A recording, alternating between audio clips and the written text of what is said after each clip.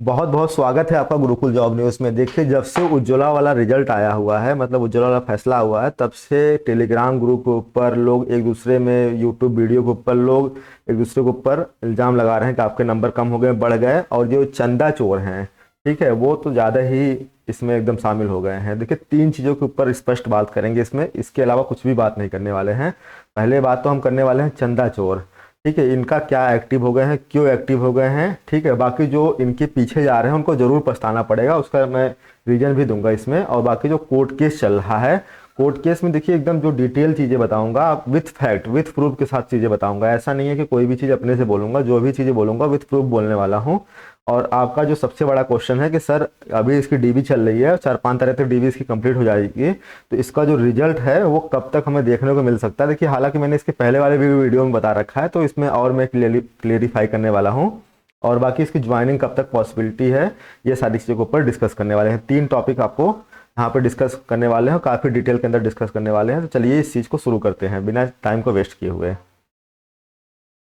देखिए, ये परेशानी कहाँ से शुरू होती है। देखिए, जब से ये उज्ज्वला वाला क्वेश्चन का सुप्रीम कोर्ट में निवारण होता है और वहाँ पे याचिकाकर्ता जो होते हैं वो जीत जाते हैं, ठीक है, तब से सबको लगने लगता है कि आप कोई भी केस करो याचिकाकर्ता वहाँ जीत जाएंगे, ठीक है। और टेलीग्राम पे भी आपने देखा होगा कि अलग अलग ग्रुप वहाँ पे लोग जुड़ रहे हैं और लोग मतलब सोच रहे हैं कि इसमें याची बन जाए, इसमें याची बन जाए, ये वाला कोर्ट केस में अब क्या होगा। लोग मतलब डर गए हैं कि कोर्ट केस में क्या होगा। सबसे पहले बता देते हैं कि देखिए, उज्ज्वला वाले क्वेश्चन में क्या था कि क्वेश्चन गलत था, ठीक है। वहाँ पे क्वेश्चन गलत था, वहाँ कहीं ना कहीं आयोग जो था बहुत ज़्यादा वीक था, तो इसकी वजह से वहाँ पे उनको हार का सामना करना पड़ा है, ठीक है। किसके नंबर बढ़े हैं, किसके घटे हैं, देखिए किसी के बढ़े हैं तो वो तो खुश होगा, किसी के घटे हैं वो तो भाई दुखी होगा, क्योंकि 2 साल 1.5 साल बाद ये फैसला आया है। तो कहीं ना कहीं उनको ये लग रहा था कि यार चलो मैं तो बन जाऊंगा लेखपाल, लेकिन नंबर घटने की वजह से उनको बॉर्डर लाइन पे आ गए, संशय में आ गए हैं, तो उनको कहीं ना कहीं दुखी तो चीज़ें होंगे ही, ठीक है। तो ये चीज़ें तो उज्ज्वला के रिलेटेड हो गई, ठीक है। अब आते हैं सोलर वाला के क्वेश्चन। देखिए, सोलर वाला क्वेश्चन आपको पता है कि हाई कोर्ट में इसमें चल रहा है, और हाई कोर्ट में इसमें जो डेट लगी हुई है वो 22 दिसंबर डेट लगी हुई है। मानी कि आप देखेंगे तो अभी अगले महीने में डेट लगी हुई है 22 दिसंबर, वो भी एडिशनल लिस्ट के अंदर डेट लगी हुई थी। तो 23 तारीख को क्या हुआ है कि 29 नवंबर को आयोग की तरफ से, मतलब तेईस नवंबर को आयोग की तरफ से एक लिस्टिंग एप्लीकेशन लगाई गई है। लिस्टिंग एप्लीकेशन का मतलब ये होता है कि इस केस को आयोग जल्दी लिस्ट करवाना चाहता है, यानी कि जल्दी ही इसको रफा दफा करना चाहता है, ठीक है, चाहे जो भी फेवर हो। अब क्या फेवर होगा वो भी हम बताएंगे आपको। तो आयोग ने लिस्टिंग एप्लीकेशन को लगाया है, ठीक है।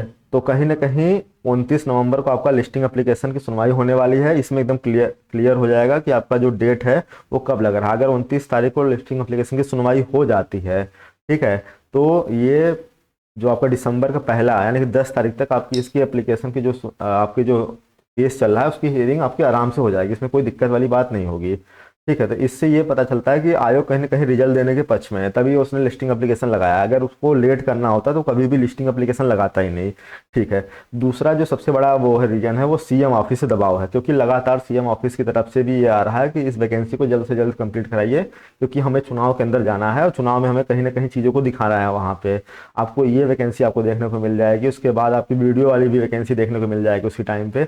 एक दो वैकेंसी और देखने को मिल जाएगी, जो उसका आप देखेंगे नियुक्ति पत्र उस टाइम पे बढ़ रहा होगा चुनाव के टाइम पे। और एक दो वैकेंसी हम लोग जैसे पुलिस की हो गई, ये सब निकालेंगे, इसका एग्जाम नहीं कराएंगे, ये निकालेंगे। देखिए, बहुत बड़े लेवल पे, मतलब उत्तर प्रदेश के अंदर मतलब सरकारी नौकरी एकदम भरमार आ गई है, तो किसी को भी टेंशन लेने की जरूरत नहीं है। तो ये कहीं ना कहीं चुनाव को इन्फ्लुएंस करने की बात इसमें चलेगी।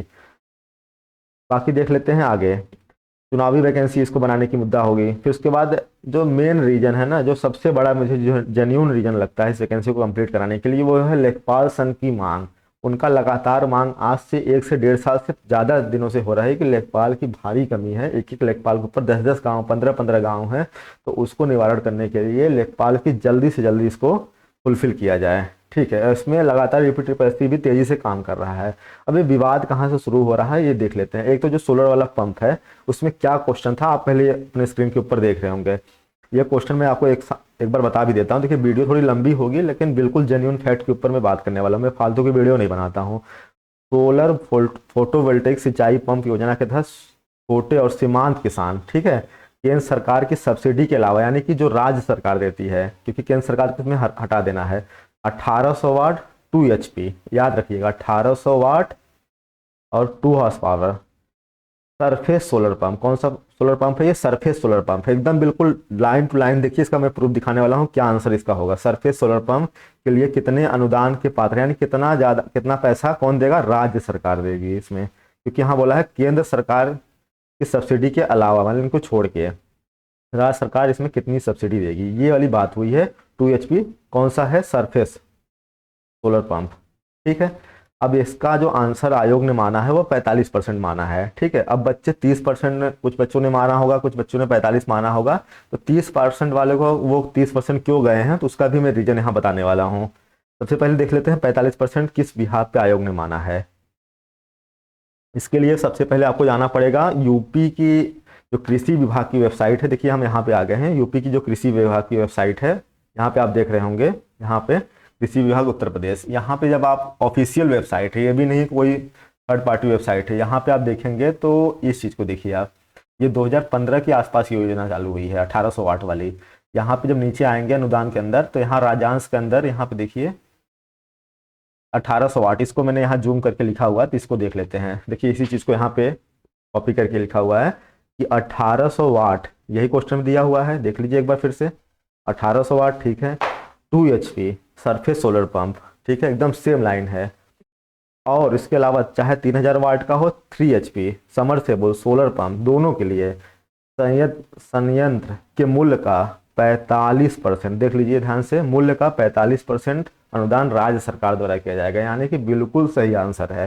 तो यहाँ पे किसी भी तरह का कोई भी दिक्कत नहीं है। जिसको डाउट है तो कृषि विभाग वाली जो वेबसाइट है ऑफिशियल, वहाँ पे भी जाके देख सकते हैं। देखिए क्योंकि गवर्नमेंट प्रूफ सबसे जरूरी होता है। अब जो 30% मारे हैं वो कहाँ से मारे हैं उसको भी हम डिस्कस करने वाले हैं। यानी कि जो सोलर पे 45% जिन्होंने भी मारा है ये बिल्कुल सही है, यानी कि आयोग का आंसर अगर देखा जाए तो बिल्कुल सही है। तो ये इसलिए जल्दी ही लिस्टिंग करा रहा है, चाहे इस केस को डिस्पोज किया जाए, और इसमें कोई भी चेंज आपको देखने को नहीं मिलेगा। अब आइए देख लेते हैं जो 30% वाले बच्चे मारे हैं और वो लगातार याची बन रहे हैं, या किसी के माध्यम से आके कि नहीं ये मुझे याची बना लो, इसमें ये बना लो, पैसा ले लो, ये कर लो, वो बहुत ज़्यादा पछताने वाले हैं। देखिए पहले बात क्या है, 30% वाला ये एक्चुअल में यूपी की योजना है भी नहीं, ये है PM कुसुम योजना। क्या है? PM कुसुम योजना है ये, ठीक है, ये जो कि सेंट्रल गवर्नमेंट की योजना है।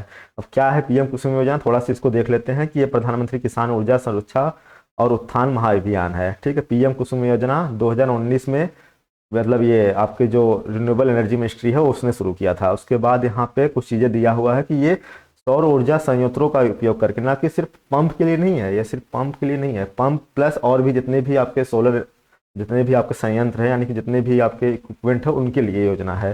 और यहाँ पे एकदम क्लियरली इसको आप डिटेल में पढ़ लीजिएगा। ठीक है, यहाँ पे देखिए क्लियरली मेंशन है, केंद्र और राज्य सरकार इन सब्सिडी राशि को साझा करेगी, जबकि 30% किसान को ऋण के रूप में प्रदान किया जाएगा। यानी कि अगर 100 रुपये लग रहा है, मैं आपको बता देता हूँ, इसे अगर 100% पैसा लग रहा है सिर्फ पंप पे, तो 10% तो क्या होगा, किसान देगा। ठीक है, अब बचा 90%, और इसमें 30% इनको लोन मिल जाएगा किसान को। 10% मतलब इनको कैश में देना पड़ेगा, 30% इनको लोन मिल जाएगा किसान को। अब बचा 30 और 10 40 हो गया, 60% बचा। 60% में आपका 30% राज्य सरकार देगा और 30% केंद्र सरकार देगा। ये योजना है जो कि कुसुम योजना है। और लगातार लोग कुसुम योजना इस टाइम पे सारे टीचर पढ़ा रहे थे, इसलिए सब लोगों ने कुसुम योजना मार रखा है। ये आपकी केंद्र वाली होगी। यहाँ पे सिर्फ पंप की बात नहीं की गई, और यहाँ पे 2 HP इतने हार्स पावर, ये बिल्कुल भी कहीं पे भी योजना देख लीजिए, कहीं पे भी बात नहीं कहेगी कितनी हार्स पावर होना चाहिए, सोलर पंप होना चाहिए, और ये सब बात होनी चाहिए। कुसुम जो आपको कुसुम योजना है, यही सारी चीज़ें हैं। ठीक है, तो आपका ये क्लियर हो गया होगा। अब एक क्वेश्चन कन्या विद्याधन बहुत ज़्यादा विवादित है। ठीक है, विवादित कुछ भी नहीं है, विवादित लोगों ने बना दिया है। आप लगातार टेलीग्राम ग्रुप पे जुड़े होंगे तो वहाँ पे जितने भी चंदा चोर हैं इस टाइम पे एक्टिव हो गए। उन्होंने क्या किया है कि अलग से ग्रुप बना दिया है। अब बोल रहे हैं कि हम लोग भैया इस दिन केस करेंगे, सब लोग 1000 2-2 हज़ार रुपये दीजिए, उनको हम याची बना देंगे। ठीक है, क्वेश्चन क्या है, आपको पहले क्वेश्चन दिखा देते हैं। देखिए क्वेश्चन आपको याद भी होगा, कन्या विद्याधन योजना के तहत आर्थिक रूप से कमजोर परिवार की लड़कियों जो हाई स्कूल पास को उस शिक्षा प्राप्त करने के लिए कितनी राशि दी जाएगी। तो इसका जो सही आंसर था आयोग की तरफ से वो था 30,000 रुपये दिया जाएगा। ठीक है, ये क्वेश्चन था।